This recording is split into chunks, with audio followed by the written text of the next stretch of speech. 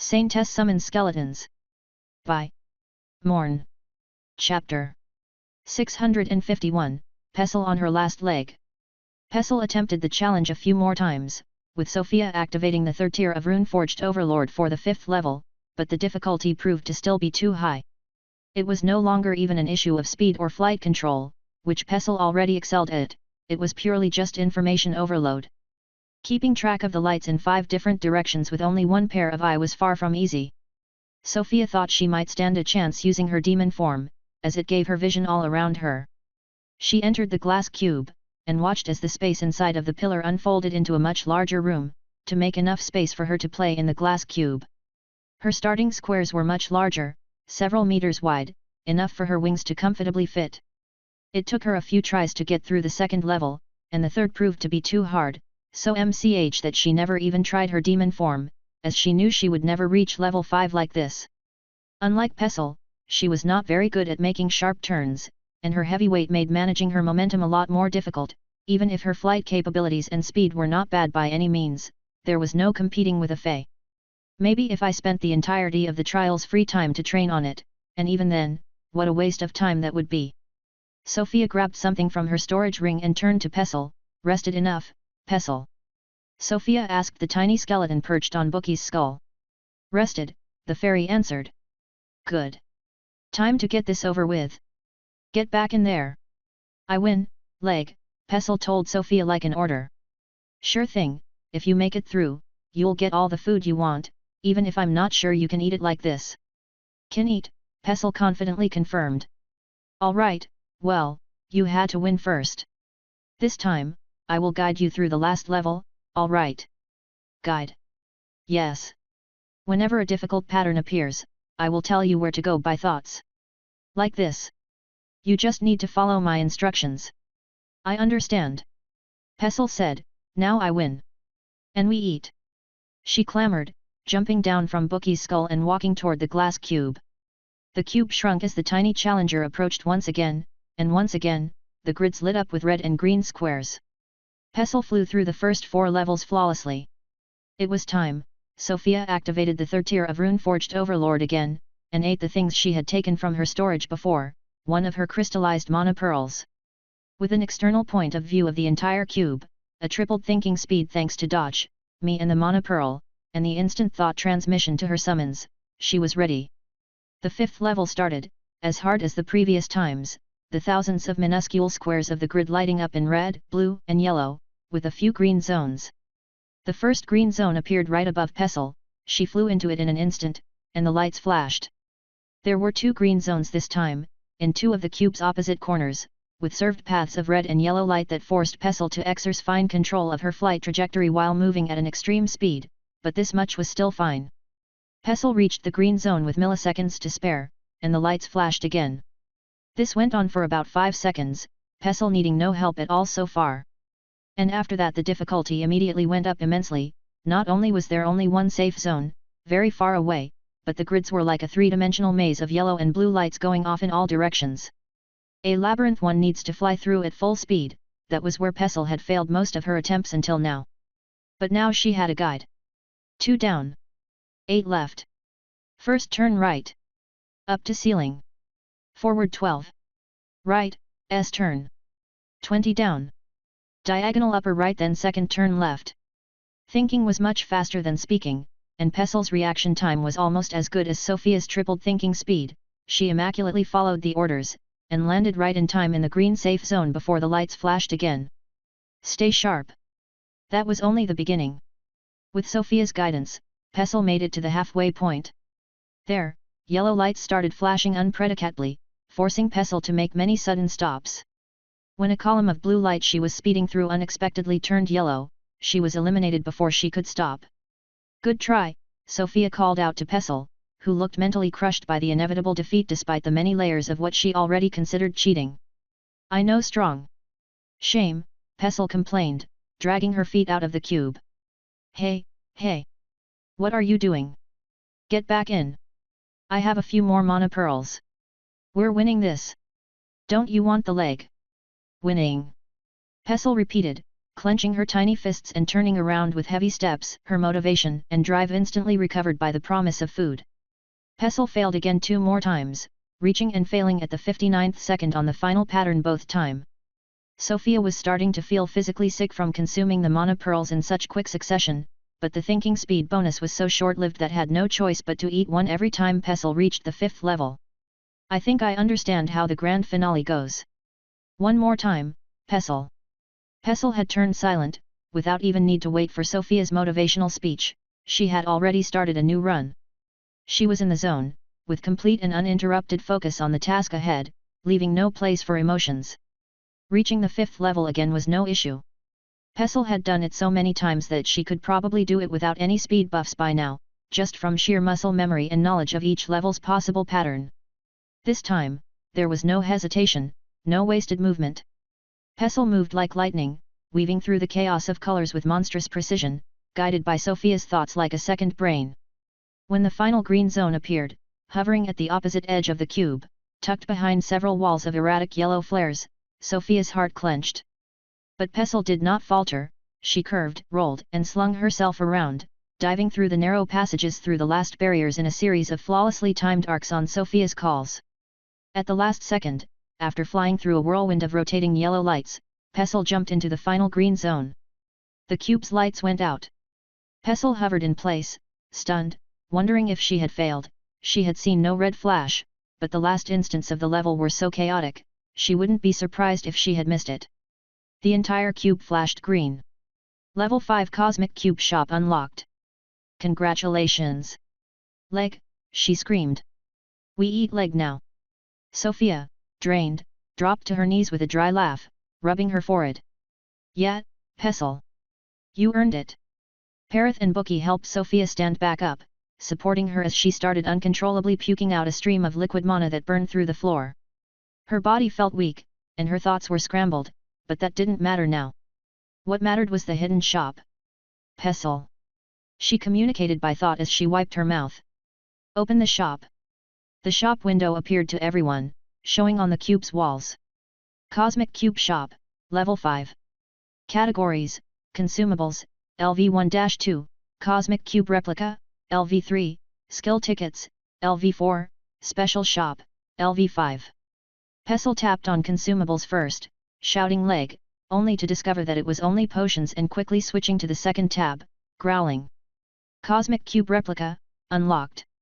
Cosmic Cube, tiny to very large, select one, a perfect replica of the Cosmic Cube, to polish your skills at home.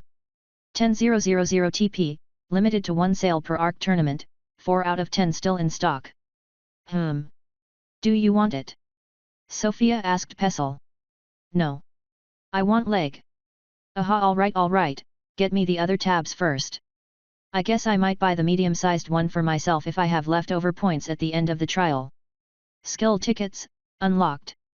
Skill Fusion Ticket, allows the user to fuse 2 compatible skills, making the result stronger and potentially freeing up a skill slot. 10,000 TP, up to 1 per trial per shop. Skill Ablation Ticket, allows the user to attempt to remove a locked skill with the help of the system. Results may vary. 100,000 TP, up to 1 per trial. Random Specialization Ticket, a specialization ticket for a skill category you do not already have a specialization in, allowing you to substantially alter a skill in your class. 100,000 TP, up to 1 per trial. Oh shit! Just like that. This. Forget everything else. If I can get the specialization ticket early, I'll have a huge advantage for the rest of the trial. I still need to buy the awakening pill though. And it is quite expensive. Ugh. I was going to say it's quite an easy specialization point to get it compared to the others, but I couldn't have gone through level 4 myself, and the price.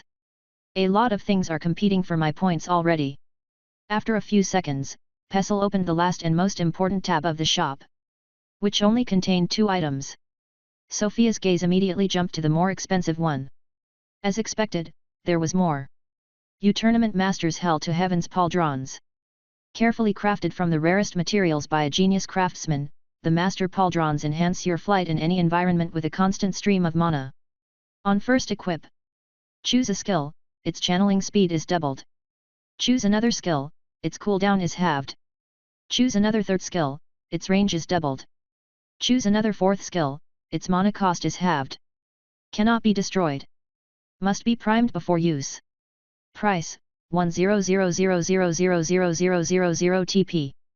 Oh my lord! Now that is an item. Chapter 652 Recycling. Current balance, 31,001 points. Sofia checked her points while Pestle was busy stuffing her skull with untold amounts of fruits and pastries, which disappeared after she chewed them, getting somehow crushed into mana and absorbed by her core. Sofia had only bought the fusion ticket from the secret shop for the moment, as it was cheap and a potential fast power-up, and had spent just above 10,000 extra for Pestle's food. Food on the Ark was quite cheap, compared to the items Sofia was after it was almost free, so 10,000 points was enough to buy a true mountain of food, much to Pestle's current delight. I think we have, what? About an hour until the next event? A bit short to get used to a new skill maybe, but we can start brainstorming. Sofia pulled up her annoyingly long status page. Name, Sofia Afinareth. Age, 21. Class, Saintess. Subclass, False Lord. Level, 250, 299 EX22. Health, 1026 527/1026 527, 20k plus, 20 * 250, 4k, plus 65k plus 736762 plus 200000 plus 3765. Stamina, 373 611/373 611, 20067 plus, 20 * 250, 4k, plus 183 269 plus 166666 plus 2609. Mana, 5365 182/5 365 182, 319100 plus, 2k * 250 400k, plus 4603 plus 342944. Divinity, 100/100. Mana regeneration, 0.16%, plus other sources equals 11376/s. Mana regeneration in sunlight, 0.16%, plus other sources equals 27777/s. Main specialization, Eclipse Skeleton. Alteration chance, 100%, unavailable. Secondary specialization, Heat Death. Signature skill, Ultimate. Awakening of the Five Calamities. Mana Heart abilities, 4. Infinity Engine LV.3. Relocate Core Ultimate Rank. Slashing Resistance. Explosion Resistance. Remaining possible skill slots, 1. False Lord skills, 1/1. Singularity Edict. Paradise Toybox. Active skills, 8/9. Spine of the Black Sun, level 263. Summon Odolite Blood, level 260. Graveyard of the Nymphs, level 278. False Immortality, level 4. Skull Choir, level 294. Reign over Shadows. Aberrant Sunlight. Avatar of Zeus. Passive skills, 8/8. Blessing of the Deep, 2/4. Valkyria's Rihafen of Sorrow. Exalted Exoskeleton. Venerable Physique of the Primeval Void, Peak of Light Forging Realm. Bone Dominus Imperium, level 3. Iridian Rot. Runeforged Overlord, level 293. Sixth Melody. Classless skills, 7/7. Dreams of a Demon Which Gods Envy, March of the Envoy. Summon Self, level 54. Mana Manipulation. Radiance, level 100. Quintessential. One with Suffering. Crystallized. Racial skills, 3. Edgewalker. Pillar of Creation. Mockery of the Divine. Special skills, 1. The Book of Skeletons. Summoned Heroes, 4/4. LV.299 Parath, Holy Hellspawn Abomination Eclipse Skeleton. LV.282 Alith, Connection Lost. LV.299 Book of Skeletons, Book. LV.282 Iwarat, Heartless Shade. Mark of Afinareth. And I haven't even updated it to include the wild casts yet. Anyway. I confuse even locked skills. Spine is getting an upgrade soon so it's a no. Summon Blood won't work, Graveyard. I could see Graveyard getting fused, maybe. False immortality is a big no, can't risk it changing too much. Skull Choir is a prime target for fusion, it's been a bit underwhelming, mostly due to the long cooldown not allowing me to switch skulls on the fly in battle. Iwara's skill is a definite no for now. But I could forget it later if I find a good way to self-resurrect. I think he mentioned wanting to try becoming a Shade Lich? We'll see. Aberrant Sunlight is a prime fusion target as well, the curse is very good but it's very situational, if I could make it a permanent addition to a light-producing skill that would be something. Lastly, Avatar of Zeus. The skill is already at the complexity of a level 300 plus skill. So I don't think it'll fuse very well. I've also never had a chance to truly use it, not enough experience to know whether I need it changed at all, so that's not a good target. That's it for the actives. Potential targets: Graveyard of the Nymph, Skull Choir, Aberrant Sunlight. Graveyard and Choir both have optimization branches I haven't checked yet, so they're temporarily out. Next for the passives. The Blessing, Demon Form, and VPPV are all out right away, they just won't work. Sixth Melody I can't touch, I need to keep it if only to send Remia some divine essence from time to time. And everyone's just witnessed how scary the winter movement can be. So this leaves me with Exoskeleton, the Rot, Dominus, and Overlord. Honestly, these could all be fused, I think. Ideally I'd probably want to fuse the Rot and Aberrant Sunlight, they're both light-related debuff skill, essentially. But one is an active and one is a passive. Honestly they're pretty close, though. Could I trick the system into thinking the Rot is an active maybe? It's really not far from one in its function, at least. Mr. Scribe, opinion? Sofia felt her control over her mana waver, but it was not as bad as it used to be. It seemed Mr. Scribe was working on being able to communicate without taking complete control. We can probably do that if we have the dagger process the fusion ticket instead of the system. It has a function for that, I've just found out when we bought the ticket. The dagger's fusion algorithm is old and not restricted by skill category, so we have more freedom, but that comes with its own risk. The risk of the dagger creating a bad skill? I wouldn't even be that mad. Honestly I think we can probably wildcast the Rot by now. It might not be a perfect replica but I feel like I'm about 95% of the way there just from using it so much during the last trial, and Grandma could coach me to get it right. I guess we can lose Aberrant Sunlight but it's not that much of a loss with how hard it is to use properly. Will the fusion take more than an hour? Unlikely. Then do it. Sofia told her scribe, grabbing the dagger from its sheath. I have a good feeling about it.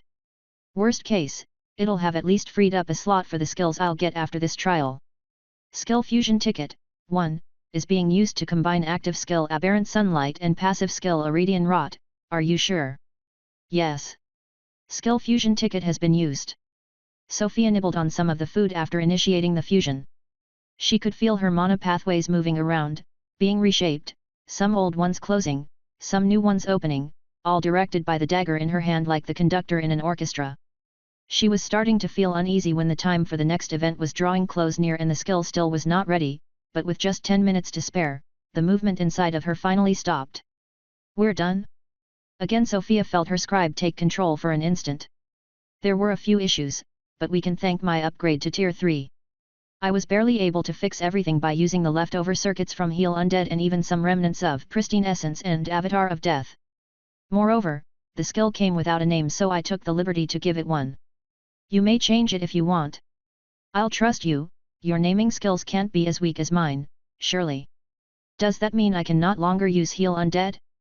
We have indeed lost that skill definitely.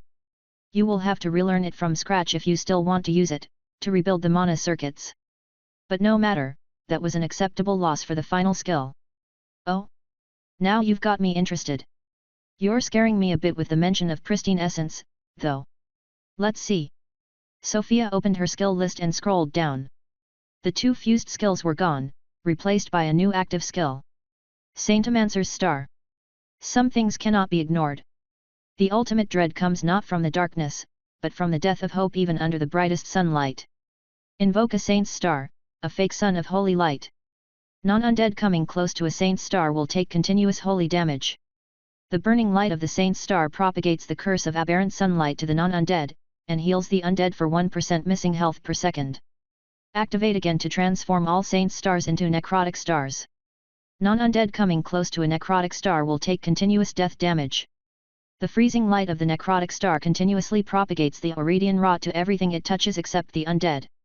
When a star expires after burning all of its mana or getting destroyed, it produces a shockwave of holy or death damage depending on its current state. Your bones hold the memories of countless deaths. You and living beings wearing an accessory made from your bones count as being undead for the purpose of this skill. Minimum cost per star, 100,000 mana. Channeling time, 10.5 seconds, halved for each consecutive cast. Estimated lifetime, 3 minutes per million mana spent. Sofia was speechless at the sight of the skill's description. Who would have thought that fusing my two skills with the shortest descriptions would end up like this? The skills have definitely lost a lot in flexibility with the fusion, it's much longer to cast. But it's also continuous application of the curse than the rot? With the widespread healing on top? If I just have the time to set it up, it's a huge advantage. And by the looks of it, I can cast multiple stars in a row. A minimum cost star lasts for 18 seconds. Not much, but even that can be enough to last a whole fight sometimes. I almost want to try it now, but I suppose here is not the time or place. Sofia finally looked up at the other system windows that had come to clog her vision. Second wave, group trials. Your group must vote for a group event to participate in. The most votes wins. In case of a tie, your group will be randomly signed up for one of the tied results. Available second wave events. Colossal Boss, Attack of Titan. Wasteland Expedition, The Frozen City. Last Group Standing, Demonic Invasion.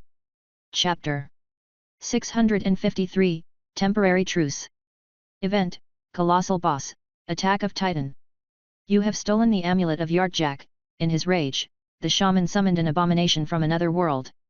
Without losing the amulet, compete to be the team who kills the abomination the fastest and with as few casualties as possible. Yardjack's abomination's power will be adapted to your team's power. Event, Wasteland Expedition, The Frozen City.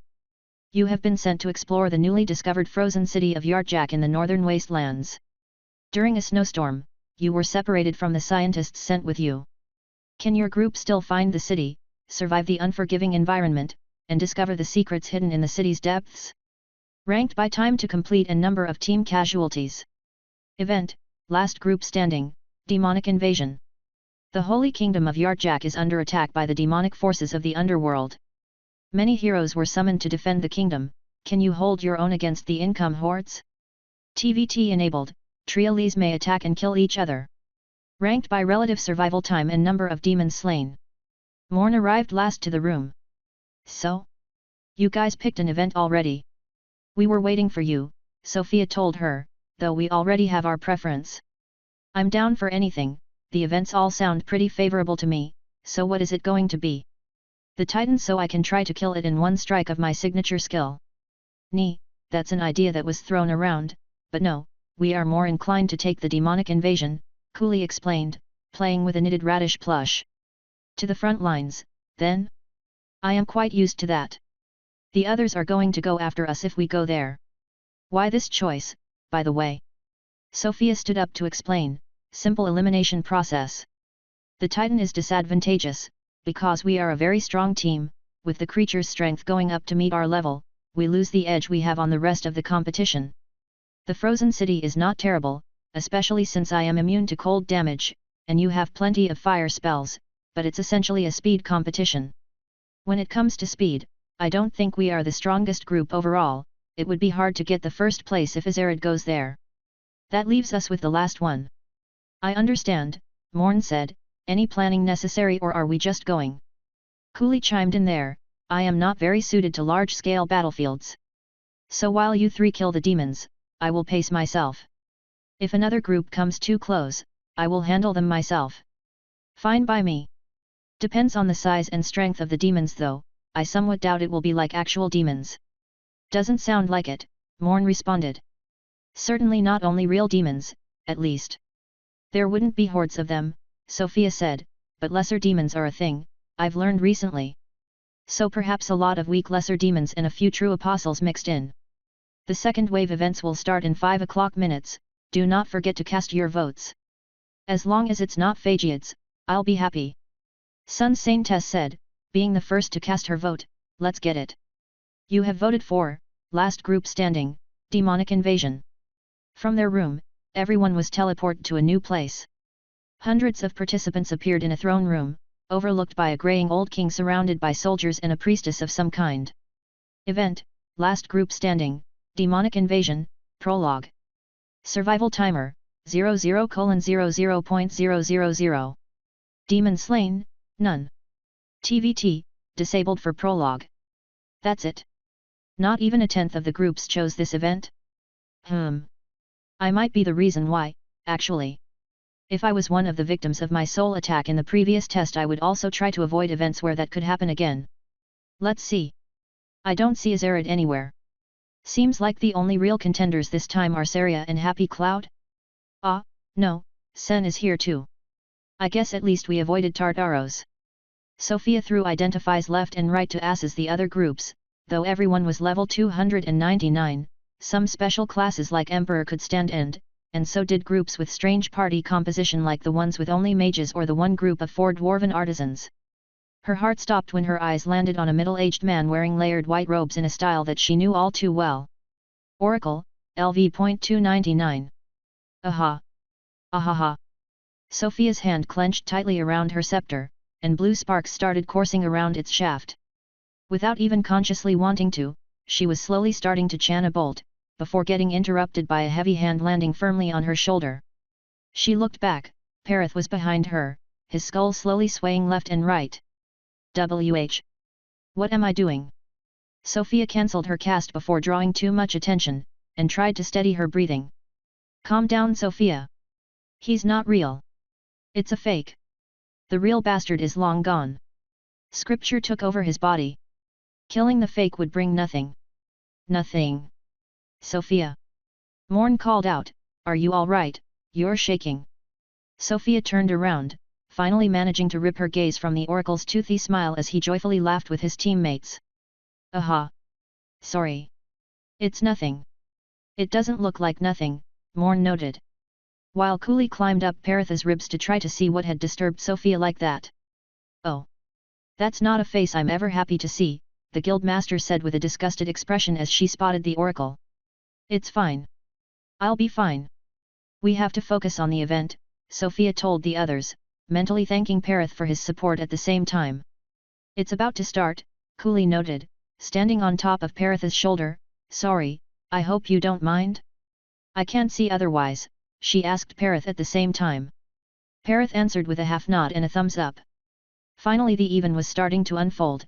The king gave a short and boring speech about how everyone present were heroes summoned by their Saintess to face against the forces of evil.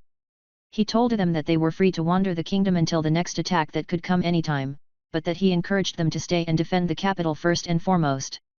There was no extra explanation for a seraph or system messages this time, not even a timer until the end of the prologue.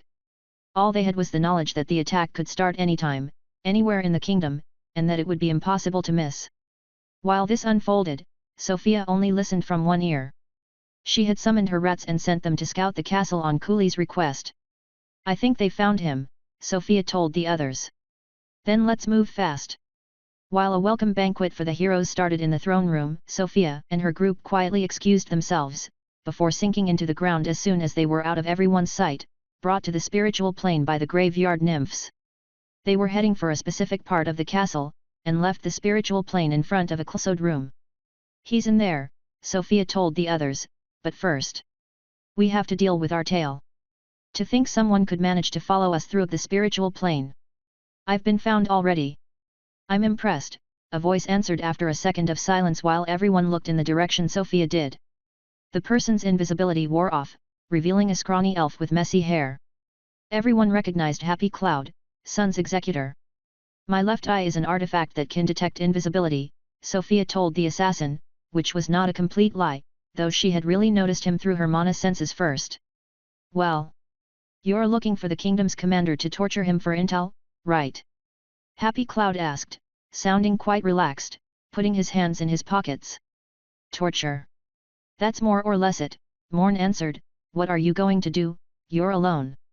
Cloud shrugged. We cannot fight yet, he reminded Morn, tilting his head to the side. I intended to secretly listen in, but since I was found out, I guess I'll have to settle for doing it openly. And share the information with you for free. Coolly asked, it only takes one of us to keep you here. If you're all ready to bet that I cannot kill the poor weakling in this room before you can make him talk, then feel free to try that, Happy Cloud retorted with a smug smile. Fine, we'll share, Morn decided for the group. We will? Coolly asked with a frown, looking back at the Saintess.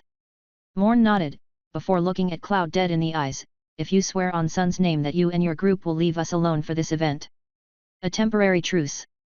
And any demon we engage is ours to kill. Happy Cloud looked at Sofia's entire group with narrowed eyes. I'm fine with that. Chapter 654, What Warrants Angelic Warnings. The commander of the kingdom's army had heard the commotion outside, and was actually glad to give out information about the demonic invasion that the king wanted to keep secret. The demon's arrival had long been prophesied by the previous saint, and the kingdom had been preparing ever since. The stunt with the heroes was just a last-minute ploy to get more manpower to protect the palace while the kingdom's army marched toward the three great faults in the north where the demons were predicted to come out from at midnight this same day. Of course it had to be at night. As for the commander himself, as he opposed the king's will, he was currently being held captive on this underground level, grounded like a disobedient child. Happy Cloud excused himself before even leaving the commander's office. I have all the information I need. My group and myself will head toward the eastmost fault in the Rumiel forest. So long as you go anywhere else, I shall keep my word and stay out of your way as well. May Sun's radiance guide your steps, he told everyone before disappearing with a curt bow. The forest fault, Coolly said, looking at the map on the office wall, which one are we going for? Morn caressed the handle of the blade at her waist, the center one for sure. Coolly's nose scrunched up, I feared you might say this. I really dislike that kind of environment. It always reeks of rotten eggs. I think the center one is the best as well, Sofia said while she was busy memorizing the map. Let's not waste a second, it's night already. Wait. Doesn't my left eye have a recording function? Have I even ever used it? Not quite sure of what she was doing, Sofia took a picture of the map. It should be one of those mountains, Sofia said, watching the mountain chain extending below her. Parith was in her storage ring and Morn flying on one of her swords, while Coolly flew in the most peculiar way. Having no flight skill, she had a slow-falling artifact similar to the one Sofia used to have, and used some kind of kicking skill that gave her momentum to propel herself up every few seconds. Quite a few of these are dormant volcanoes, Morn pointed out after few seconds, I don't see any active one. I'll find it, Sofia said, time for the birds. She grabbed 5 of Bookie's pages, summoning 200 birds, Crowy and Pestle. Go. You need to find either an active volcano, or one with a visible deep hole. The skeleton birds spread out while Pestle and Crowy stayed behind. Crowy was fine with just sitting on Sofia's shoulder, but Pestle wanted a bit more. Kill where? She asked, staying invisible near Sofia's ear. We haven't found the enemy quite yet, Pestle. But I have another mission for you. Not kill? Pestle asked, confused. Yes, kill, but not here. Go west, find the fault on the coastline. From there, you should kill demons if you can, but your main mission is to kill the other people. You need to prevent the others from killing the demons. As soon as we're done here we will come join you. This way we can monopolize 2 of the faults, and ensure we get first place no matter what. Just be careful of Saria and Sen if they show up. Understand? Pestle departed, breaking the sound barrier with a bang as she left. At the same time, the birds found the first fault. The group quickly flew over to it. The fault was in a volcano that was not particularly tall but instead quite large. Looking into the volcano from above was like looking into a black abyss, even for Sofia with her great dark vision, she could not see the bottom. Troops from the kingdom were already in formation around the volcano. They stood in complete darkness with war machines pointed at the great fault, waiting for the decisive moment. Maybe 5,000 troops? I don't think they have anyone over level 250. If the demons are supposed to be a challenge for us, then this army is going to get obliterated. Sofia took the opportunity of this last moment of calm to distribute bone rings to Coolly and Morn. Wear them, they give immunity to one of my skills. I should be useful later. How long until midnight? Coolly pulled out a stopwatch from one of her pockets after quickly slipping on the ring without questioning it at all. About 4 minutes.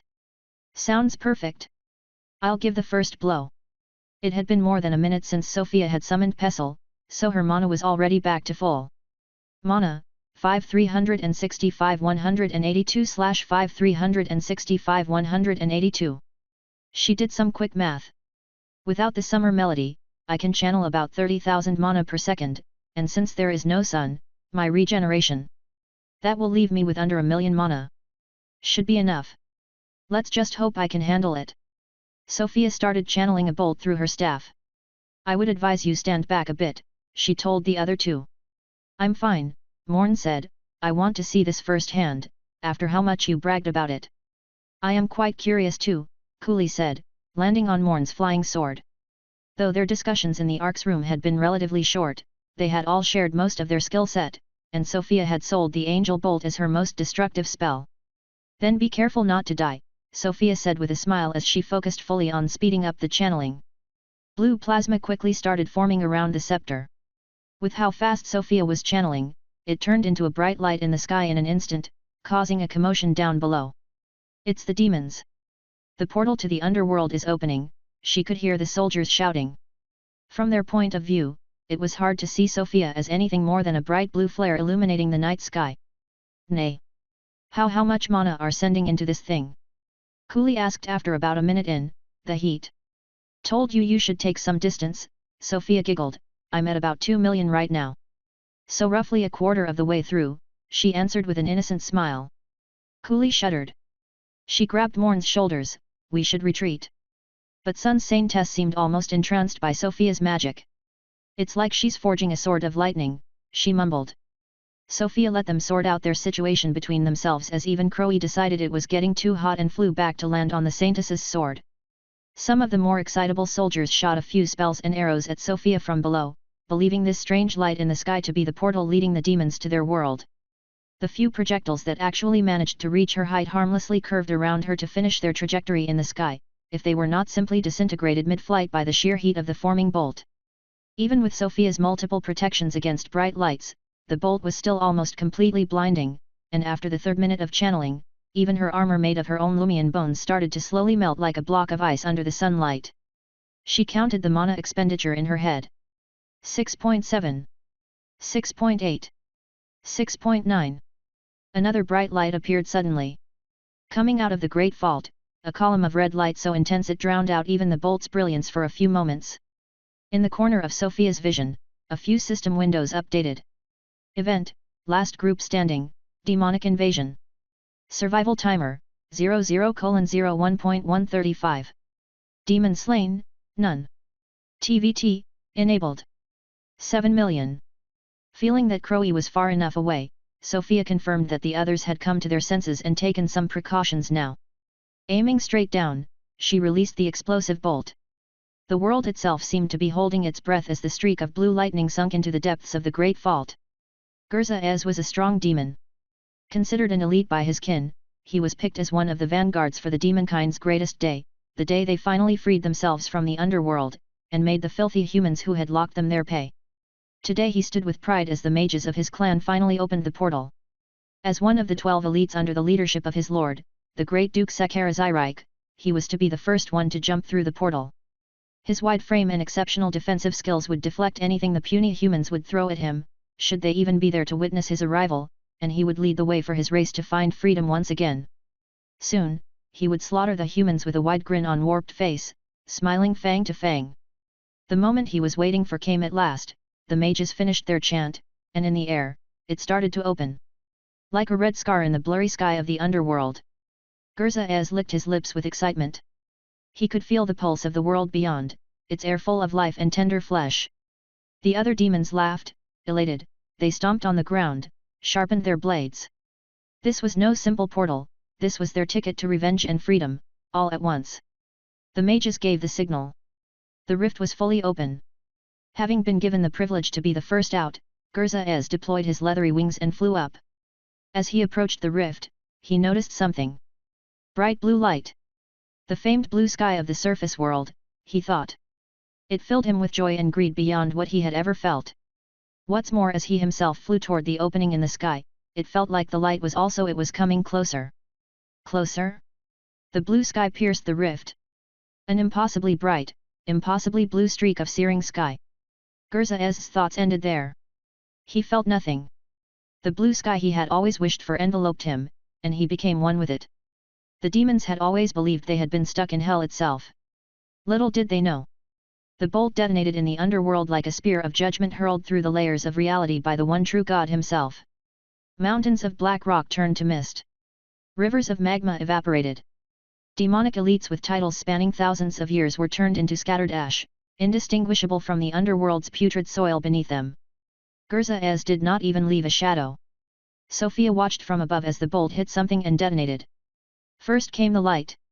Not a sound, not a vibration, simply pure blue light, pouring out from the depths of volcano, illuminating the sky so much it dispelled the night. Then came the sound. It was not a roar nor a bang, more like a tearing. Like someone dragged a dagger across the world's seams. The volcano did not erupt, it inverted. The entire mountain was sucked inward, like a ball of crumpled paper before detonating outward in a titanic pulse of white-blue force. The ground burst. Soldiers and siege engines were flung like toys, tossed high into the air before falling shortly, only to be launched further again. A ring of vapor burst from the fault like a shockwave of divine judgment crushing everything in all directions, flattening the trees and eroding the mountains. This was not the end. After came the explosion itself, bright ribbons of screaming light escaping from the fault, to lose themselves in the sky, lightning arcing behind them. The bolt's explosion faded almost as abruptly as it had come. A smooth, glassy crater was all that was left where the volcano once stood, the fault in its center still glowing from the heat.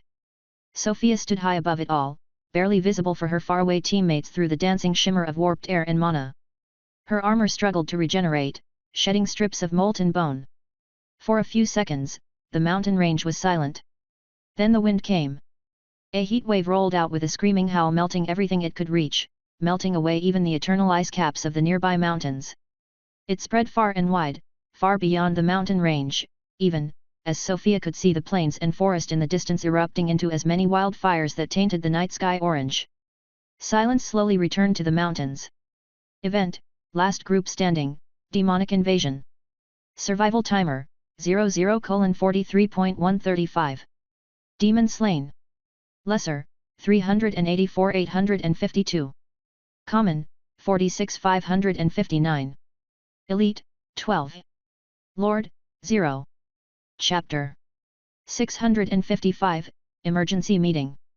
In a rather large private room, a number of colorful people were sitting around a table loaded with snacks, staring at the multiple screens hanging in the air over said table. There was silence for a moment, only interrupted by the munching sounds of a certain old lady with rabbit ears gleefully chomping down on mana rocks without a care for everyone else's stares. The oldest-looking man at the table had his hands joined in front of his face, a pensive look. He watched the screens and monitored the reactions of others. After some reflection, he came to a conclusion, sharing it with the others. "We cannot permit her to ascend," he declared with a voice that carried unquestionable authority, "not even with a holder." The munching sounds stopped. Fragments of mana rocks were violently spat on the table. The rabbit ears disappeared, the person turning distinctly less human and more reptilian. Her words were laced with undisguised hostility as she stared right in the eyes of the old man sitting right across the table from her. "My family needs no permit, Avros. You know full well she's not your family, Aredes," a woman in bright blue robes argued, her arms crossed, "and even if she were, I am also against it. This human will become a danger if we let her grow."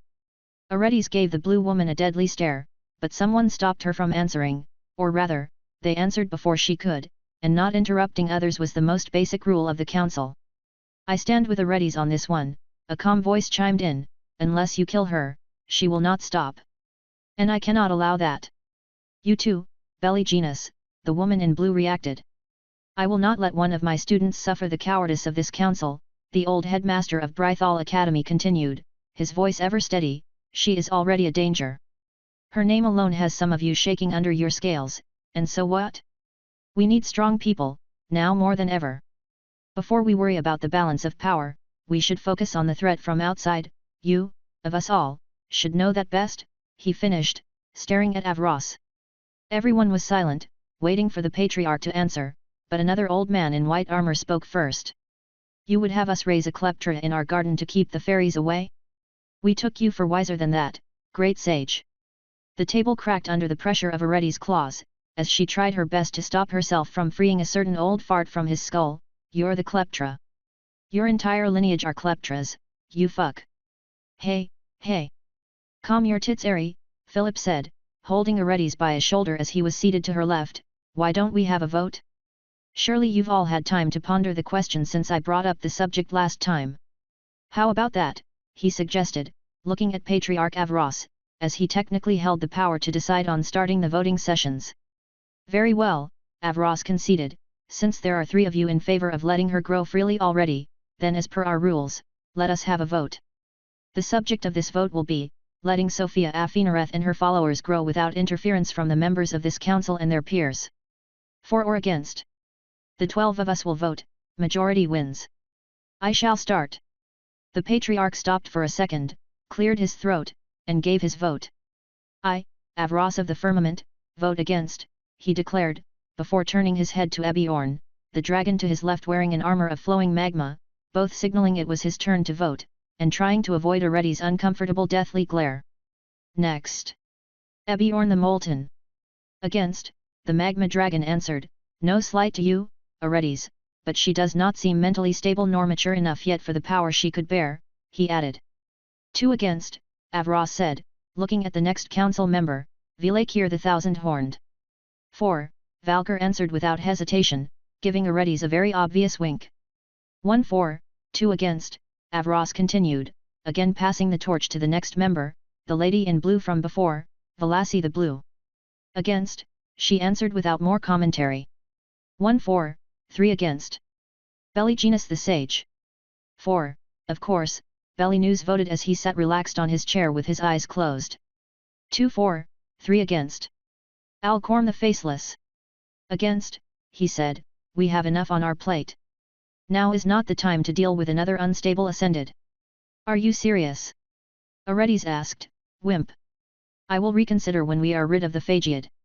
Until then, letting her do her thing is just too much of a risk. She could lead us toward another war with the Fae. Let us keep going, Avros said, 2-4, 4 against. Aretti's the rotten. Do you need to ask? Aretti's answered with an angry glare. Avros sighed from his seat. 3-4, 4 against. Philip the Green, 4 as well, I assume. 4, he confirmed. 4-4, 4 against, then. 4 votes to go. Ohomer the Red. Against, the red dragon who had been silent until now said with disinterest. 4-4, 5 against. Seekless the Hollow. This member of the council was perhaps the weirdest looking one, hiding under what looked like hundreds of layers of overlapping grey fabric. It was hard to even tell if they were in an humanoid form at all. Nevertheless, a high-pitched voice came from under all the fabric. 4, she answered with enthusiasm without giving any explanation. Avros was starting to look uneasy on his seat. 5-5. This better not be another tie, he mumbled in his beard, before looking at the next member, the old man in white armor who had compared Sofia to a kleptra earlier. Sactanum of Eternal Frost, Avres called. Against, he answered with a small smile, holding eye contact with Aretti's who was staring daggers at him. 5-6, Avros continued the voting session, now for the last vote. It looks like this is already over, Velasi said, leaning back on her chair. Stabron the God-Eater, Avros called.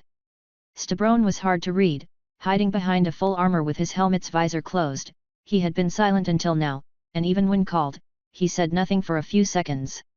As everyone stared at him, he grumbled some inaudible curse words from under his helmet. He had been rather discontent at learning about this random human collecting so many divine essences at their last council meeting, and so everyone had expected his vote to be a clear cut against, yet he seemed to hesitate.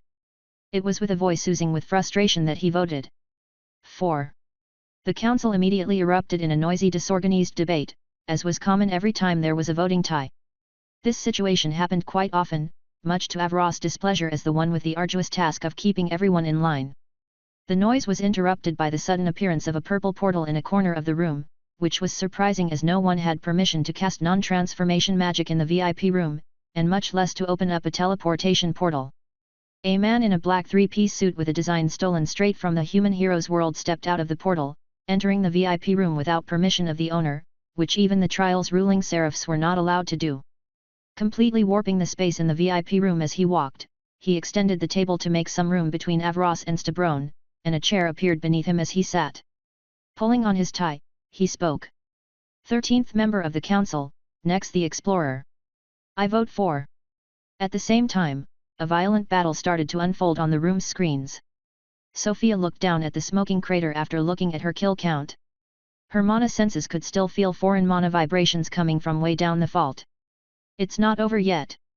She barely reacted in time, teleporting back with summon self as a blade split the space she had occupied an instant before.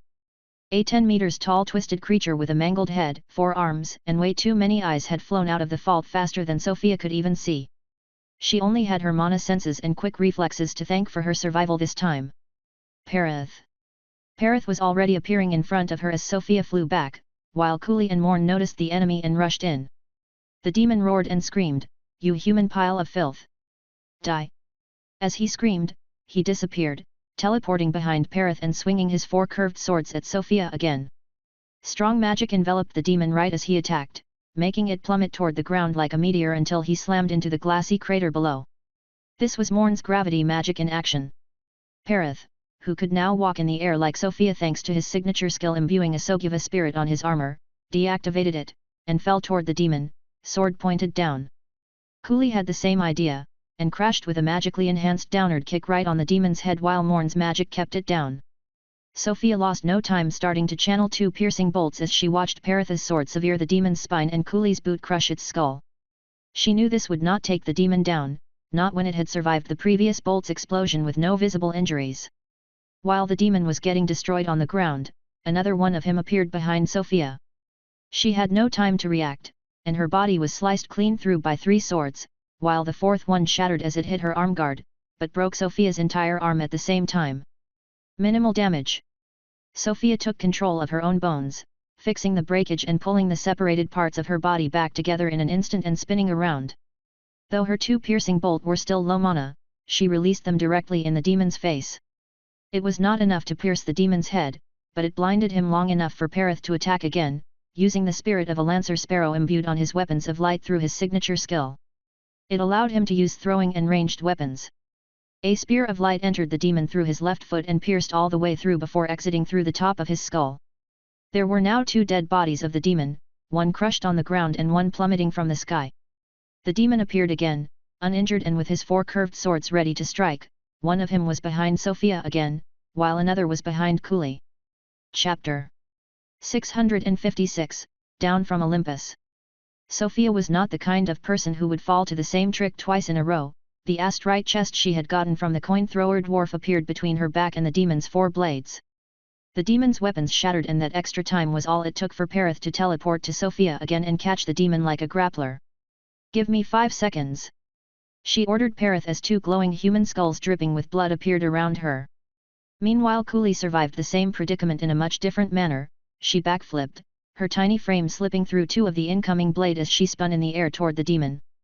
As her extended hands reached the demon's chest, she grabbed a thorny outgrowth and both herself and the demon suddenly flipped in a way that defied all physics, slamming the demon head first into the glassy ground. It only took an instant before 2 new demons appeared, surrounding Morn, who had been channeling something. An array of orichalcum swords appeared around her, perfectly deflecting all the blows as she continued her channeling. "It's as I feared. Try not to kill it too often," she shouted to the others, "it multiplies every time." At the same time, the one Perith had grabbed was slowly freeing himself from the skeleton's grasp. Cooley jumped up at an impressive speed, unleashing a familiar move at one of the 2 demons attacking Morn, a punch that created rippling shockwaves in the air. It did nothing to the demon. "They have no soul," she yelled, as the demon she attacked suddenly turned around and sliced her up. She barely saw it coming with her signature skill, but her mobility in the air was subpar at best. She twisted her body like a falling cat, avoiding 3 of the blades while the 4th struck her left leg, slicing off her ankle and foot. The demon Perith was holding was about to free himself, so rather than to let it throw itself at Sofia again, Perith used gravity well to keep it there and crush its bones against his armor of light, rendering it unable to struggle without killing it. At the same time, Morn finally finished channeling her spell. Hundreds of swords of fire appeared in the sky above the battlefield. They started raining down, killing the 2 demons near her and Cooley as they were impaled by dozens of fiery swords. 4 more demons appeared around them. I'll just kill them all. Morn screamed, as the fire swords kept raining down and the demon multiplied again and again. Cooley did her best to take some distance, returning to the ground where she had better mobility as the rain of fire continued. Sofia could feel Morn's mana plummeting. Sun's Saintess would not be able to keep that up for long, but it did buy Sofia enough time to finish her own channeling. Sofia's own skulls in the skull choir copied her spell casts even if it still used her mana. As she had learned during the last trial, this was the perfect tool to apply the rot faster. Using 900,000 mana, herself and her skulls each channeled a 300,000 Saintmancer's star as the rain of swords ended. 3 bright spheres of radiant light appeared above Sofia and her skulls, like 3 brilliant suns dispelling the night. The hundreds of demon copies rushing at Morn all instantly turned in unison. Their gazes were fixated on the suns. They had a new target. Many of them simply disappeared and reappeared closer, teleporting to be as close to the suns as they could, the warmth of its light burning their skin. Sofia activated the skill again. The balls of light seemed to implode and invert as their light turned sickly and grey. The world seemed to lose its colors as the light touched it, and that was for only a moment, as the rot soon started to spread. From the demons to the mountains and the plains in the distance. Everything was getting rapidly covered by a destructive layer of black monivore rot. Sofia did not stay behind to see if that was enough to suppress the demons. The suns would hold for about 1 minute, so this was how long she had. Parath. Stay here unless I call, defend the others too. She ordered as she plunged straight down into the fault. These fuckers have too little health. They run on low mana. They have no core and no soul. The original must still be down there. The first demon we killed was already a copy. Sofia rapidly sunk into the darkness, without the rot-covered demons even noticing. Though her mana was almost empty, she still had many cards to play. She discovered the rift at the bottom, in the middle of a giant lake of magma, and adjusted her trajectory towards it without a second thought. When she felt it was about time, she activated the skill. The nice thing about sending a huge explosive plasma bolt at an army was, it counts as a lot of lightning damage. Sofia's forehead split open as she traversed the rift in space. On that day, the demon world experienced its first thunderstorm. Avatar of Zeus, reality inspires myth, myth inspires reality. Your blood progressively charges up with divine lightning as you inflict lightning damage in combat. You may only activate this skill when fully charged. Become the Avatar of Zeus for a short duration, fully replenishing your health, stamina, and mana, while unleashing a lightning storm around you. For as long as the avatar form lasts, you gain immunity to all negative status effects. Immunity to lightning. -50% increased healing received. -50% increased lightning damage inflicted. All your damage is lightning damage. Limited lightning authority. Lust. When the avatar form expires, for the next hour, receive 20% increased damage from all sources. Effective magic range decreased to 1 meter. All mana costs are doubled.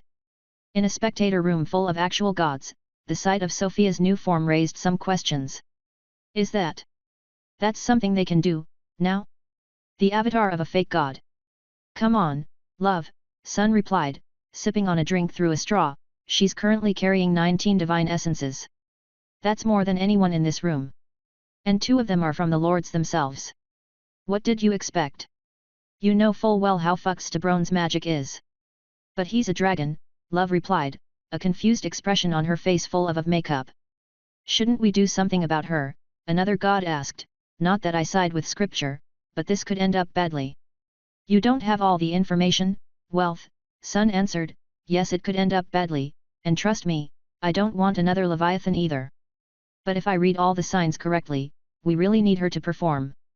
More than that, I would say we need more people like her. Moon's Oracle and my Saintess show good potential also. I just wish I'd understood Anna's warning earlier. What?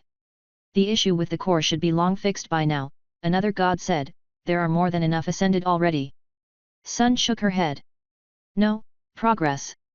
You all really don't get it. The core was never the real problem. Then, what is? Peace asked from a corner of the room. Listen. I wanted to keep that for the end, not to ruin the mood, but I know I can trust all of you here. Information about what I'm going to be showing you must never leave this room. Understood? This is something only the high scribes, Death, Moon, and myself are privy to at the moment.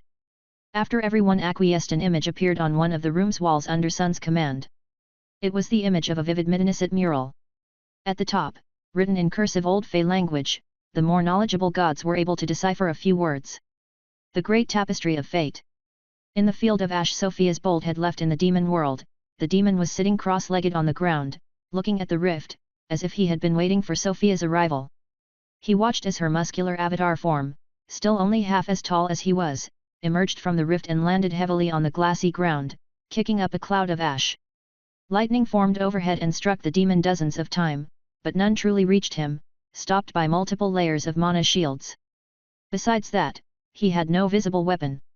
He slowly stood up as Sofia recovered from her forceful landing. Black ash fell from his upturned palms, flowing through his clawed fingers. "My army," the demon said, "turned to ashes." What his voice communicated was not pain or sadness, merely disappointment. The sound of his voice barely reached Sofia, whose senses were altered and warped by Zeus' lust. "You shall join them soon, filth," Sofia answered before her brain could even process her words, a stake of lightning appearing in both of her hands, and 4 more appearing nearby, 2 for each of her choir skulls. "You think you stand a chance against me with your measly lightning and explosions?" "Pathetic," the demon answered, summoning his own weapons. In truth, this demon lord was no warrior, he was a pure mage, 2 of his hands holding a scepter tall like a tree, while in the others he held massive tower shield engraved with the screaming faces of 1,000 humans. "Let me show you true magic," he said as he unleashed lightning magic of his own, a streak of red electricity shooting straight from his scepter to Sofia's head. Sofia charged straight at him. The red lightning hit her squarely on the head without doing any damage, and affecting her with several curses and status effects she was immune to. She reached the demon's raised shield, slamming a piercing bolt into it. Her bolt was stopped by the mana shields before it even reached the physical one, and the demon teleported hundreds of meters away. He instantly started to channel a frost spell that spread cold air through the underworld as a massive white crystal formed above his head. Really a pure spellcaster? Sofia wondered as she charged at the demon again. As long as his clones all stay on the surface, this is going to be easy. I'm a pure mage's worst nightmare. Chapter 657, Win on a Technicality. Bookie, when I catch the guy, summon the pearled snake. The demon's crystal of frost pulsed with cold magic, washing over Sofia harmlessly as VPPV gave her immunity to the cold. As she was not hampered by the magic, the demon cancelled his channeling, shattering the crystal, sending hundreds of ice fragments flying in Sofia's direction. One of the fragments pierced Sofia's shoulder, the freezing power it emanated completely useless, and all the other ice shard bounced off Sofia's avatar form after Singularity Edict took effect. As Sofia quickly closed in on him again, and both his ice and lightning spells looked useless, he switched element once more, unleashing a continuous stream of flame from his scepter like a dragon's breath. This, again, was completely useless, as the 2 angels' bolts Sofia was channeling both provided her with some heat resistance, and the demon's flames were barely comparable to the heat of a 1,000,000 mana bolt. Sofia slammed her piercing bolt into the demon's shield again. Carried by the longer channeling and the additional momentum, the bolt pierced through 2 layers of mana shield before getting stopped by a third one. Starting to panic, Sofia taunted the demon as he took a step back, casting another spell. At the same time, golden mist escaped Sofia's avatar body from the side, quickly transforming into a giant skeletal snake. The Emperor Pearled Snake skeleton was fast, tough, and had native magic resistance, a perfect summon against a mage. The demon seemed surprised by the snake's sudden appearance, but unleashed his next spell nonetheless. An invoked magical sword shot out from his scepter and pierced right through Sofia's heart and left her body through her back before disappearing as it flew too far from its caster. Sofia reeled back as the giant snake tried to bite at the demon, prompting him to jump backwards. "I really need to upgrade my armor." "Found your weakness, human filth," the demon cackled, clearly preparing to unleash the same spell again. As if Sofia had barely taken any damage from the invoked sword, it had indeed pierced through her avatar form, her armor, and her heart, but so what? Her vital organs were all for show at this point anyway. If anything, the 4% of health she had lost to this attack only helped her stack one with suffering. Only if the sword had pierced her mana heart would it really matter, but she would never let that happen. Seeing it coming, she managed to block the next invoked sword with her right arm. It pierced through pewter layer of the avatar before shattering when it collided with the arm guard.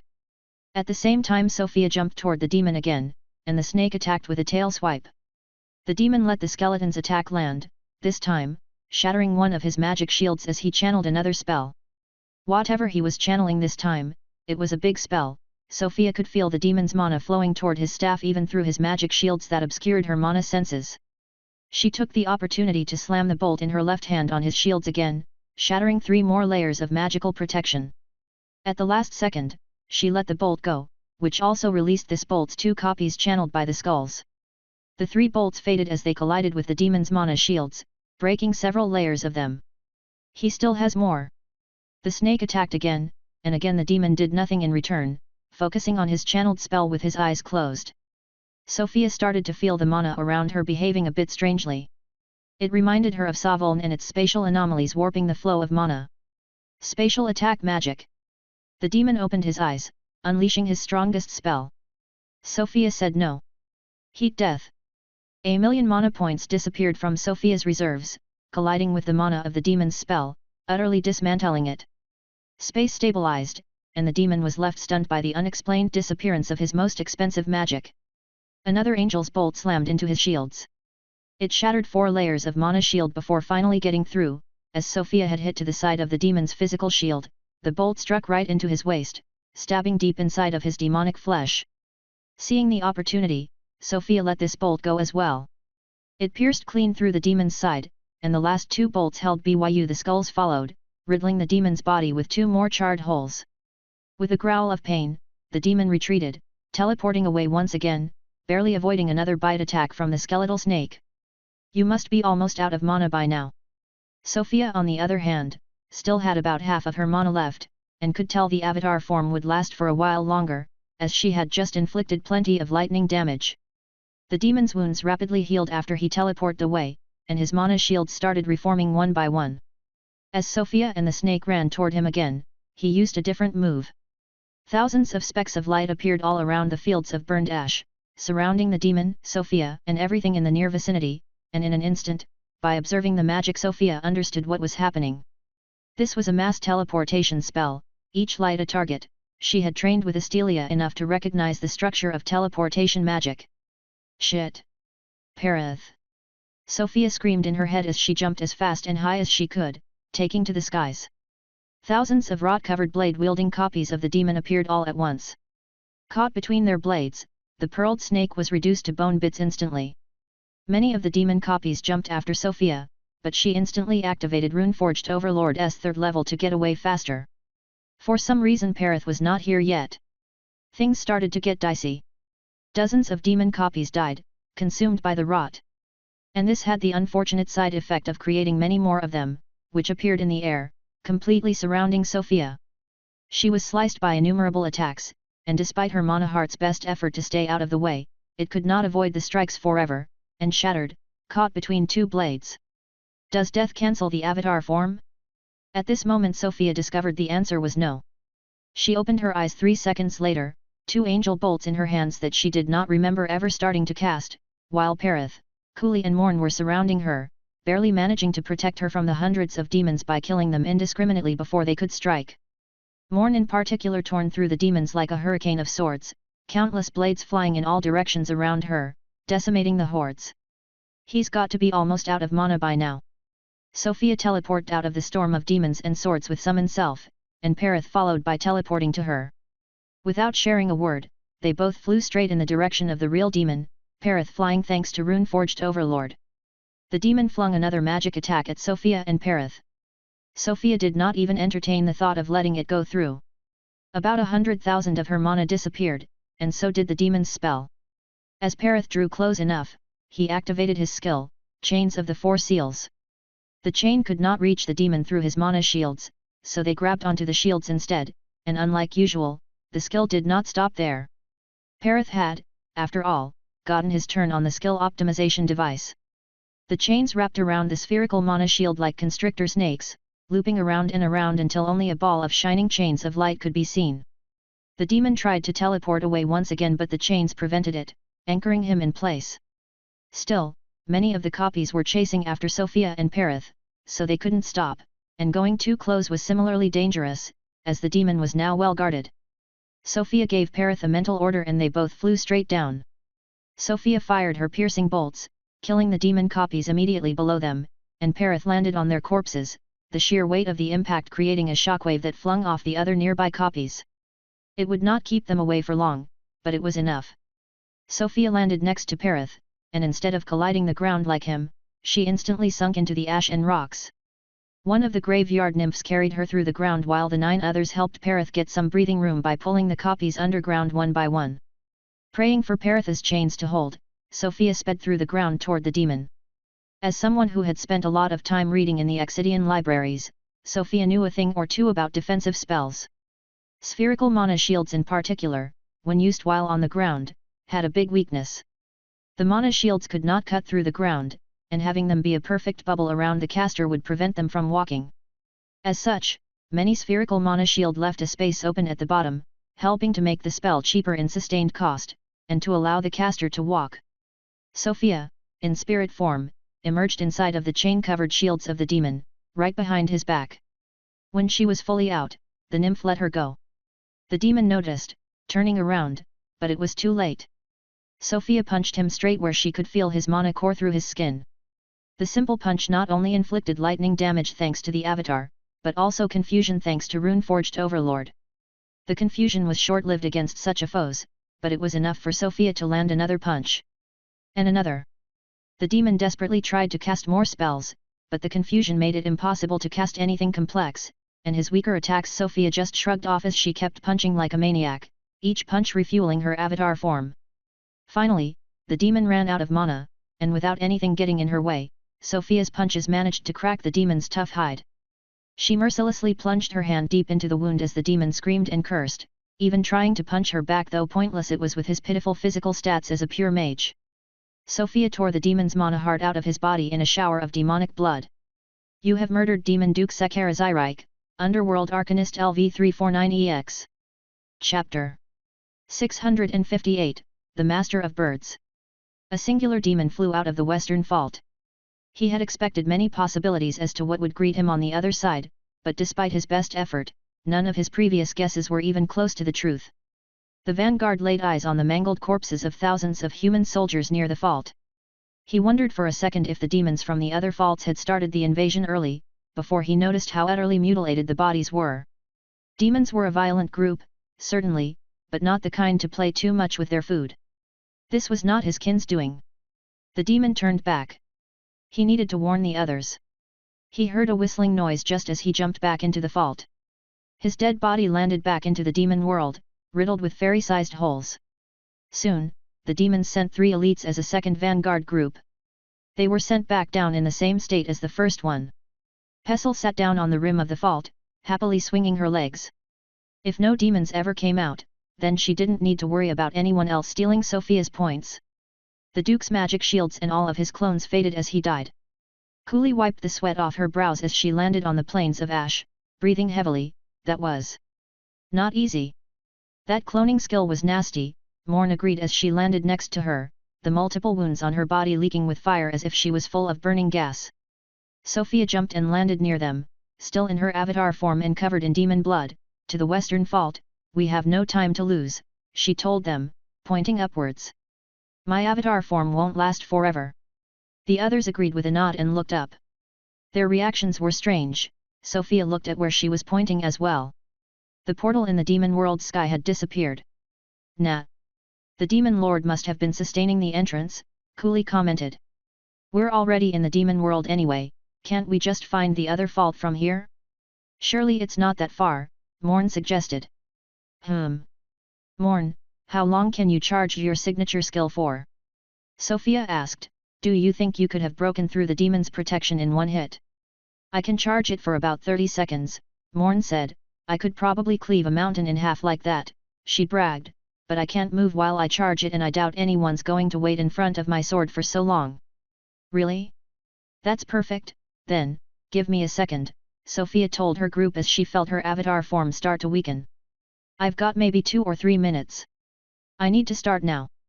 To Morn and Cooley's surprise, Sofia started channeling another explosive bolt while she was also busy giving Pestle orders. She could not quite feel Pestle's location, but she could tell they were still connected. Pestle, do you hear me? I need you to enter the demon world fast. Forget about the other orders for a bit, just quickly enter the portal in the vault and get back out without getting seen. It wasn't long until Sofia received confirmation that Pestle had gotten the order. Sofia felt her location for just a second, a small blip in her senses, before it disappeared. Got it, thanks, go back to preventing people from getting in. Sofia turned back to her 3 teammates. Alright, here is the plan. Elite demons surrounded the corpses of their dead Reckon group. One of them spoke up, my lord. What should we do? He asked the most dreadful-looking demon nearby. Said demon wore a twisted look on his already twisted face. This can't be the work of the humans, he analyzed, crouching near the corpses, examining the bloody wounds. They must have contracted an evil spirit. The other demons looked shocked at their duke's revelation. They knew they terrified the humans, but not so much that they would sell their souls to one of the old spirits. Do we cancel the attack? Another elite asked. No, the duke answered, I will go get rid of the spirit myself. The other demons cheered. It was rare for the old duke to fight directly, that was an event to celebrate. A strange sound came amidst the cheers, like a low rumble, coming far afar. The demonic army was engulfed by an explosion of blue fire and lightning. Sofia watched from afar. I only expected another demon lord. Good that I prepared an explosive bolt anyway. I thought I only had 30 seconds left, but my lightning blood is back to full again. She checked her kill count, it had almost doubled in an instant, but as expected, the number of lords slain was still at 1. Nonetheless, this was accounted for in her plan, so Sofia kept counting the seconds. As soon as the explosion dies down.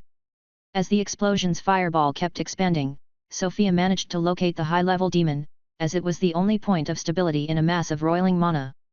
He won't even see me coming, that's even better. Just before the explosion died down, Sofia activated the 3rd tier of Runeforged Overlord with whatever little mana she had left, and flew as fast as she could toward the demon she could not even directly see. In the middle of a sea of fire, Sofia tackled the demon lord she could not even see. Perith, now! Perith teleported to Sofia. In his large hands, he held Saintess, who was immobile with her sword held high above her head, brimming with mana. The Saintess' sword fell down with a bang that blew away the remnants of the explosion. The demon lord never even got a chance to understand what had happened to him. Your group has murdered Demon Duke Artsaz Katutan, Hexweaver LV349EX.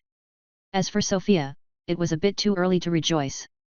The Saintess attack had left her as little more than a stain of bloodlight and few bones around a cracked mana heart, which barely held on thanks to VPPV preventing her health from falling below 1%. Not only was it quite an uncomfortable situation, but her racial skill pillar of creation prevented her from moving as her health was too low, and the unlife runes prevented her from healing. Perith. I hate to ask you this, but... Perith looked disheartened, but he readied his sword nonetheless, under the confused stares of Cooley and Morn. Buddy, it's already dead, Morn commented in incomprehension. Sofia had told them she would be fine, and from what they could see, she was still alive as far as the trial was concerned.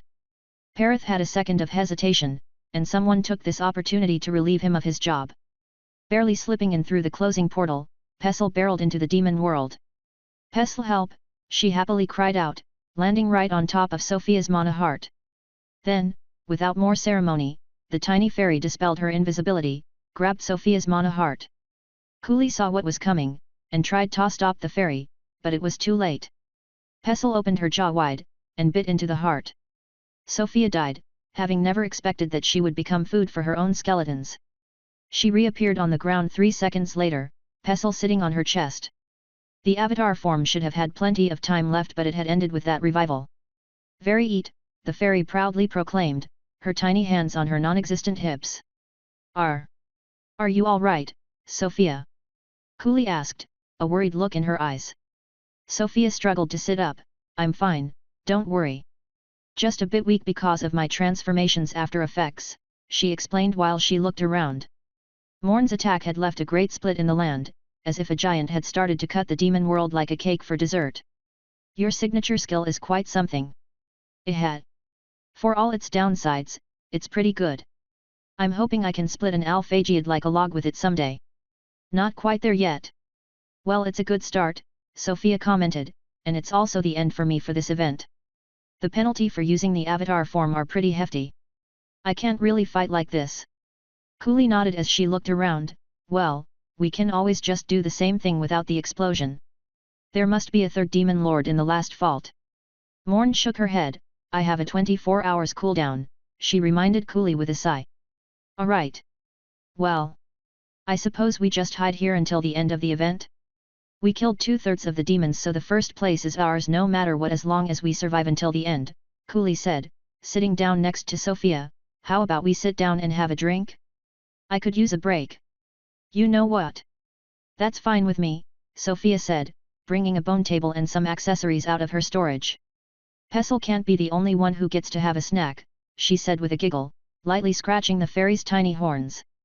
Morn scratched her head as she watched the guildmaster starting to brew tea. Is this really all right? Sofia nodded. Yeah, we're getting points for just surviving, might as well find ways to kill some time. The side effects of my transformation only last for an hour, so if the third demon lord is still alive by then, we can always try to go after them. And well, I have another idea for getting even more points. I'm listening, Morn said, putting a hand back on the handle of the sword she'd just sheathed. No, you can sit down. Hear me out, the lesser demons aren't very strong. They must also have cities in this world. Do you get me? Net. Sofia. You know people are watching, right? Cooley said. Sofia cackled a bit at the idea. If they have been watching us until now, I doubt whatever I could do now would change anyone's opinion of me. Plus I'm a necromancer to begin with, what do people expect? If anything, I'm more worried about what the fairies watching might think of Pestle. Not to mention, these demons are an insult to the real thing, let me tell you. On that fateful day, many poor civilian lesser demons experienced the terror of being hunted by flocks of level 299 skeleton birds. Chapter 659, Unbeatable History.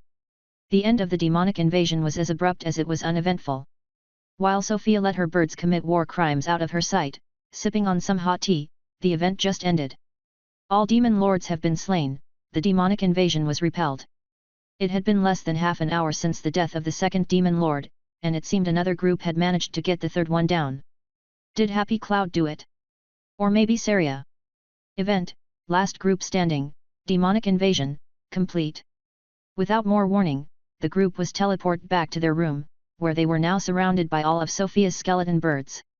Well, that was fast, Morn said, the teacup still in her hand.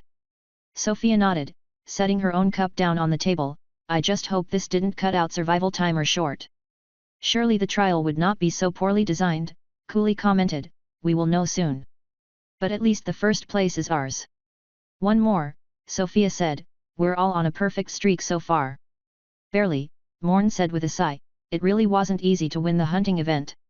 If it was not for my experience fighting drakes to mine the ore for my swords, I wouldn't have stood a chance against Tartaros and your sister. Doubt I'll be so lucky every time. Nyat, same here, Cooley said, leaning back on her chair. I only won against Zeros because I knew his tactics too well and managed to use them against him. It was lucky none of the other strong contenders picked the commander event. Everyone received a notification, the results were already in. Last group standing, demonic invasion, event rankings. By default, only your score and 4 closest ranks will be displayed. You may search through the full rankings including historic data at your own leisure in your system logs. Rank 1, Historic 2nd, Eternal Lights. Rank 2, Historic 19th, Holy Human Empire. Rank 3, Historic 20th, Obsidian Mountain. Rank 4, Historic 228th, Executors. Rank 5, Historic 360th, Templar Tempest. Detailed results for Eternal Lights. Tier 3 Event, Maximum Point Reward, 50,000,000 TP. Rank 1 Point Reward, 100,000 TP. Survival Time Reward, Max, 100,000 TP. Demon Slain. Lesser Demon Slain, 1,676/100,000 equals 27,517 TP. Common Demon Slain, 165,223/150,000 equals 247,834 TP. Elite Demon Slain, 23/35 equals 1,495,000 TP. Lord Demon Slain, 2/3 equals 31 516 668 TP. Triales slain, 28, no reward. Penalty for dead members, final score minus 12.5% for each, minus 0 TP. Bonus, 1 intact demon heart retrieved, 5000000 TP. Total earned, 38,487,019 TP. You have received rank 1 reward, Arcs Gold Star Pin *1. You have received 38,487,019 tournament points.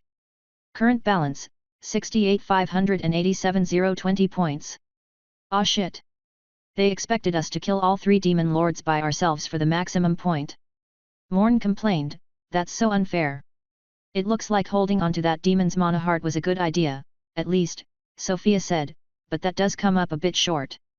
As expected, the point repartition is really top heavy.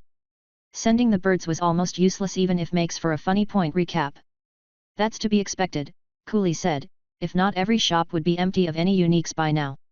I imagine usually the first place goes to fake trial takers, so most people can't even access the shops to get the unique items, let alone have the point to buy them. I can't believe someone actually beat us in the historic records, Sofia complained with a frown. They'd have to kill all 3 demon lords before anyone else and without losing a single team member. Maybe I should have killed all the fakes from the start to prevent them from stealing a lord. Well, that wouldn't have been so easy, you know. And do you really want to kill your own sister right from the start like this, even if she's fake? Morn commented, it's too late now either way, let me check the historical ranking. I have to admit I'm curious about the first place group. Last group standing, Demonic Invasion, Historic Rankings. Rank 1 EA Deluxe Edition, 65,000,000 TP. Rank 2 Eternal Lights, 38,487,019 TP. What in sun's name? Morn cursed under her breath, they have almost twice our score. These fuckers killed every single demon and got the bonus points thrice. The group name is quite strange, Cooley noted. Sofia agreed that he name was weird. I wonder if the person who got historic second in my first wave event was from the group. Their name was Jewel of Truth, I think. The timed score was also stupid, like under a second. Maybe we could ask the Seraphs about the historic ranks, Cooley suggested. This one seems a bit strange, honestly. A perfect score like this. She was interrupted by a system notification. You have received a new quest. Wait, already? Third wave, individual historic trials. For the third wave of tournament events, you must choose to compete in one of 2 historic individual events. In historic events, you do not compete with other trial takers, but with their historic rankings.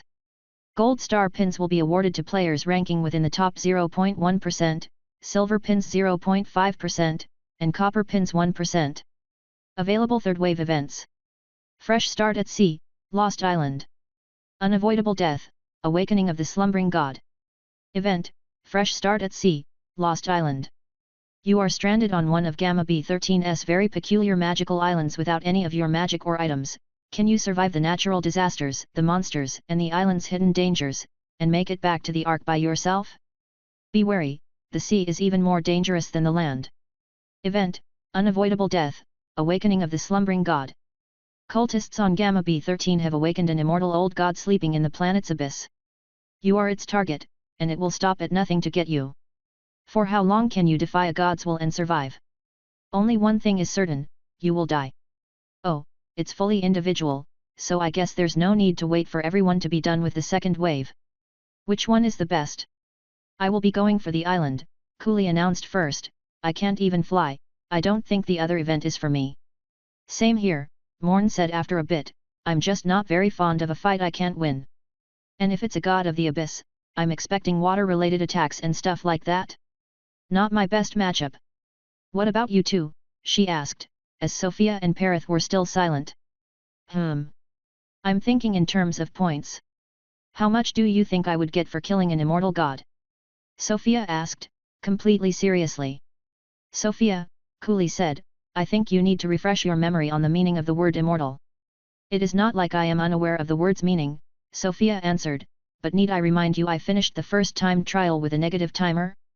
Sure, the description says the thing is immortal and it says it will kill the trial taker no matter what. But what if? Well, I won't stop you, Cooley said, getting a gold pin should not be too hard for you anyway, seeing how hard you are to kill. True that. And I will have Perith with me, so should help a lot. After taking a few more minutes to relax, the group started their new event. Sofia was particularly eager, hoping that despite the underwhelming results of the demonic invasion event, she would still be able to buy her third specialization point that very same day. All she needed to do was to perform well in the historic trial. Upon accepting the trial's teleportation, Sofia, Perith, Pestle, and Bookie found themselves on an island's sandy beach. The sun was shining high above their heads, the ocean was calm and the palm trees behind them swung lightly in the salty breeze. Bookie, Sofia said, looking at the sun above with a wide smile, it's no exaggeration to say. It's your time to shine. Immortal against immortal. Bookie rejoiced, throwing his hands in the air. Pestle kill God. Very leg, the fairy on his shoulder confidently said. Despite the sun in the sky technically not being sun's sun, at this moment, her blessing worked anyway, so Bookie and Pestle shone with a golden hue under the light, making them completely immune to damage. Be careful still, this only works while you stay in the sun, Pestle, Sofia warned, if you dive into the god's body like you tend to do, it will no longer work. Pestle no. The fairy indignantly said. All right. We're all good then. Now where's that god? Sofia extended her mana senses as far as she could, scanning the sea first. She expected that the god of the abyss would come from there, but she could not even come close to reaching the bottom with her mana and found nothing of interest, so she turned to scanning the island instead. Rather large volcanic island, I can't cover all the way to the other side. Are these pointy things like huts? A village? It's on the far end so it's a bit blurry.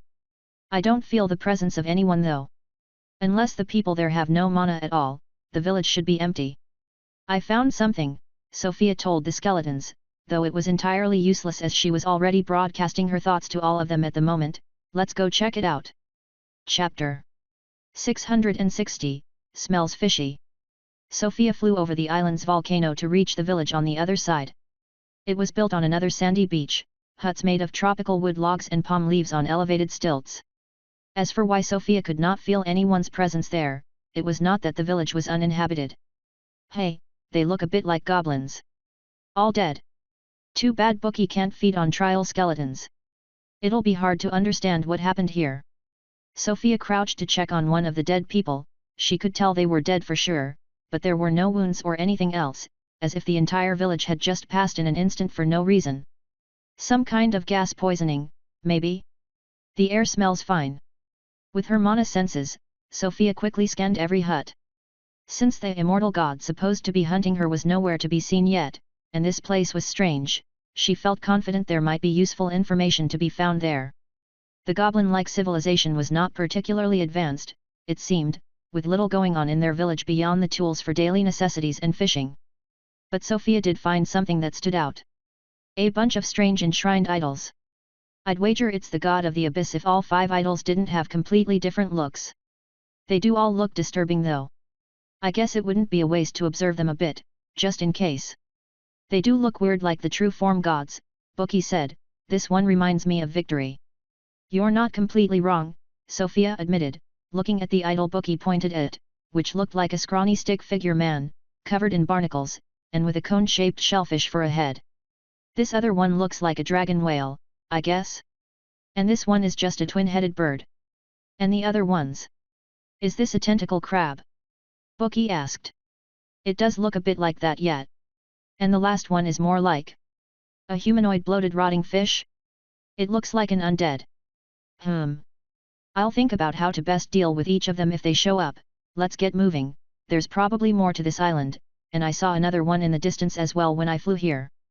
That was actually it for that island, the rest of the zones she couldn't reach with her mana senses before being nothing but a dense jungle and more sandy beaches. She quickly flew over to the other nearby island, making it there in about a minute of flying, and discovering another dead village there, with similar enshrined idols. They were not quite the same, being rather crude hand-sculpted wooden idols, but it was recognizable enough. One of the shrines was empty. The idol of the bloated fish is missing. It could mean nothing but... Let's assume this is not random.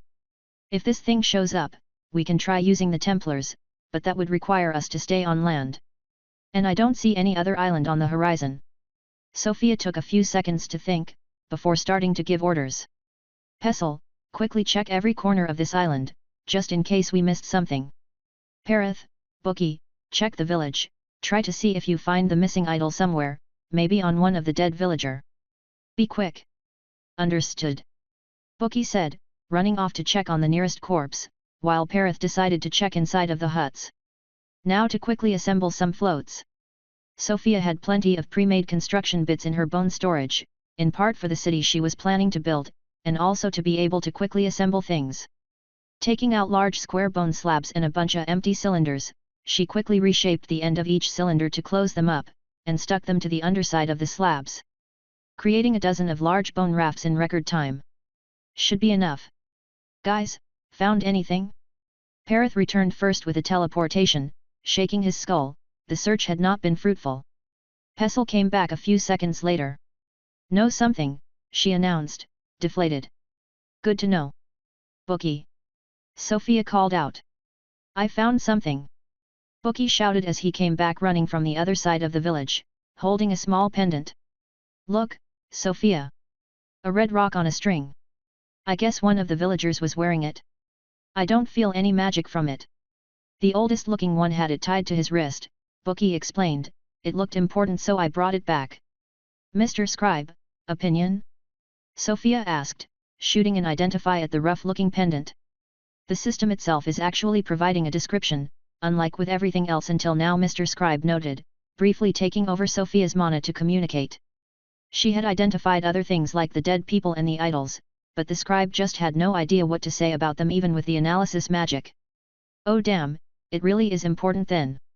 Akak's bloody pendant of storms, supposedly blessed by the Akak, the divine bird of winds, this pendant is rumored to have the power to repel storms. Hey! There isn't any magic at all in this thing though. Spirit realm maybe? Sofia summoned the nymphs to bring her over to the other side, looking at the pendant in the white fog of the spiritual plane. Nothing. Sofia returned to the physical plane, observing the pendant from up close. I don't see any engraved enchantment either. It says bloody pendant, maybe. Sofia summoned some blood in the palm of her hand and soaked the red pendant in it. There was no reaction.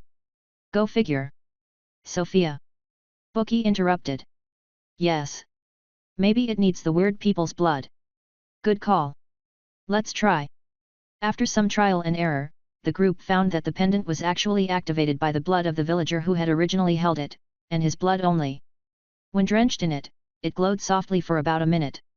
After this discovery, Sofia shredded the entirety of this villager's body using his own spine as a blender, storing as much of his blood as possible in small bone vials. That should be enough blood to use it around 30 times? Sofia guessed, looking at the vials in her storage, as the wind started to pick up. A storm was brewing on the horizon. A total coincidence, I'm sure. She sarcastically thought, observing the dark clouds gathering over the sea, bringing with them a subtle but unpleasant smell. Like a disgusting rotting fish. I think that's our cue. Back to the bone storage everyone, we're going, Sofia ordered. In a second all the skeletons were gone. Sofia deployed her wings, looked at the incoming storm, and flew in the opposite direction. There were no additional instructions this time, just the initial event prompt. The goal seems to be holding out as long as possible, so catch me if you can, God. Of course there had been the possibility of flying out from the start instead of searching the islands, but Sofia had not been too fond of the idea.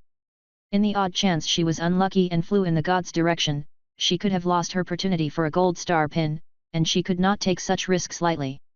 Sofia flew as fast as she could on a budget, using the second tier of Runeforged Overlord for a 30% speed boost, which she could now keep up indefinitely as long as she was in sunlight. Despite that, the storm slowly grew closer. It was truly like the storm was chasing her, no matter how fast or high she flew. When she looked back, the clouds were larger and closer every time, the putrid smell of rotting fish stronger in her nostrils. The low rumbling of thunder came, and behind her, Sofia saw lightning strike the sea. The lightning bolts were like mighty pillars of plasma, cutting holes into the sea, illuminating the horizon like one of Sofia's million mana angel bolts. These were nothing like regular lightning. Holy! Getting hit by this is an instant death. There was no land on the horizon, and the storm clouds seemed to extend infinitely up in the sky, as if to prevent anyone from flying over them. Sofia kept flying in a straight line, every second she could extend her time for counted. But soon enough, the storm caught up with her, its foul, nauseating stench becoming almost unbearable, forcing Sofia to stop breathing, and the pillars of lightning started striking dangerously near. Time to see if this thing is the real deal. Sofia grabbed the pendant and a blood vial from her storage, smashing the thin vial directly onto the red stone. The pendant shone brighter than before, and like emitting a shockwave, it dug a hole in the storm clouds. Like a clearing in the middle of a forest, the pendant carved a round piece of blue sky into the storm as it passed Sofia and engulfed the rest of the sky. All around the hole, pillars of lightning struck the sea one after the other, like a mad god furious that it could no longer reach its prey. The real show starts now. Sofia adjusted her altitude as she carefully looked around. She flew as far up as the ambient mana would allow her wings to go. Under her, the sea started to boil. Out of nowhere, a giant tentacle shot out from the boiling sea. It was a disgusting amalgamation of rotten fish and sea creatures, mashed together in a tentacle-like appendage that pierced through the water, aimed straight for Sofia. She was ready, her reaction time barely good enough. She flew back, the tentacle thick like a giant tree piercing the sky as it missed her by an arm's length. It was followed by 9 more, attacking one by one as Sofia avoided them, flying back in a zigzag pattern. Thankfully the hole in the storm followed her, or rather, it followed the pendant, allowing her to remain safe from the lightning for the time being. The 10 tentacles slowly sunk back into the sea. Sofia shot one with a piercing bolt for good measure, failing to even pierce halfway through. There was a strange moment of calm, before the assault started again. The tentacles no longer shot one by one, they attacked together, at varied angles, sinking back and striking again, trying to cut Sofia's path of retreat. But Sofia was more than experienced with tentacles. For her as she was now, this was not even as bad as Victory's eye-covered tentacles during the second trial. She not only avoided them flawlessly, but she even baited them into piercing into each other, leaving them in a rough shape without ever attacking herself. Eventually 2 tentacles collided so hard that one of them completely crumbled, tons of rotting fish and sea creatures falling back into the sea. The god below howled, his deep guttural cry resonating through the waves. Sofia looked down with a smirk. "You're going to have to try a lot harder than that if you want my bones, god."